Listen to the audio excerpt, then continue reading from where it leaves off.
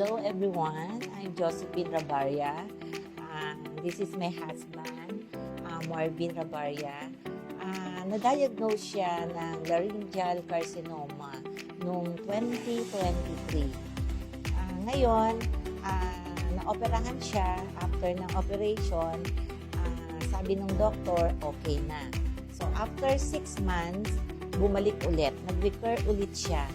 So, nung pina-biopsy ulit namin, sinabi ng doktor na bumalik. So, sobrang laki ng bukol na. So, hindi na kaya niyang operahan. So, kailangan na paliitin muna. So, sabi ng onco na kailangan niya ulit na mag-chemotherapy. So, sabi nung doctor niya, 6 cycles. Ngayon, nung 6 cycle na yon, so naka 4th cycle na siya. After nung 4th cycle niya, yun na nga, bali, pina-CT scan ulit siya. After ng CT scan, so nakita doon na okay na dahil sa Max Fortec. Actually, marami kaming na-take. Marami siyang na-take na iba't ibang klaseng food supplement. Pero walang nangyari. Yun na nga, nag-recur din. Tapos, may friend kami na si Sister Joanne.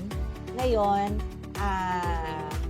parang pinakilala sa amin si Brother Julius na nag-explain sa amin. So, wala kaming, hindi na kami nag-doubt agad. Parang umorder kami talaga agad para i-try namin yung product. So, ngayon, nung time na yon, si Marvin, parang talagang hindi siya nakakalakad. As in, para siyang robot. Talagang ang mahina, sobrang hina niya. Pag nakita nyo lang nung una.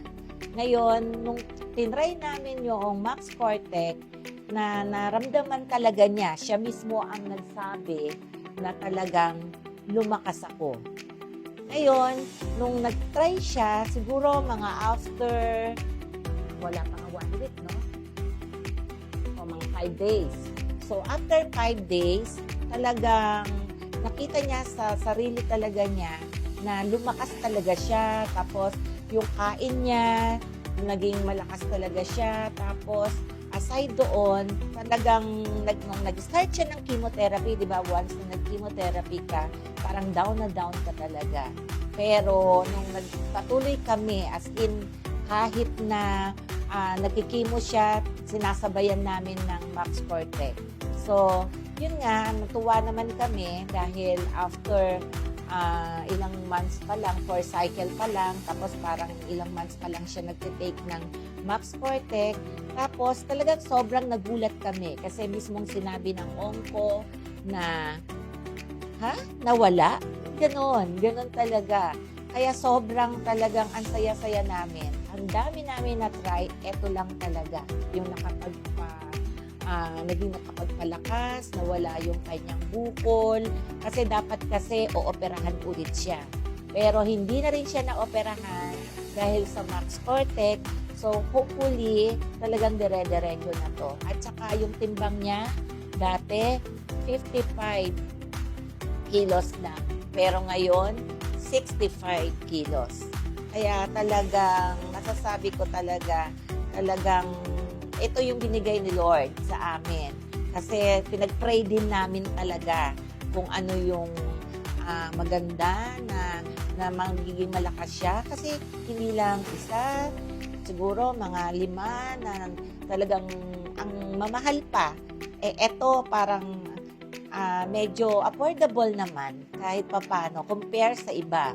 Kaya nagpapasalamat talaga ako sa Max Fortec kasi talagang nung tinake niya yon, lumakas siya, nawala yung bukol. Yun yung number 1 na pinaka-importante. So, dire-diretsuhin namin. So, hanggang ngayon, umorder nga kami ng halos 1 year na para dire-diretso na talaga yung paggamit niya ng Max Fortec. Kaya, thank you sa Max Fortec.